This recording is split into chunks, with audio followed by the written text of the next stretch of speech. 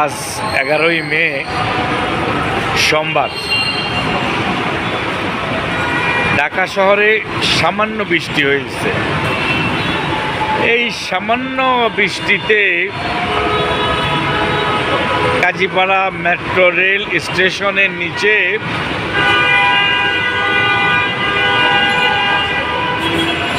রাস্তার উপরে পানি উঠে গেছে।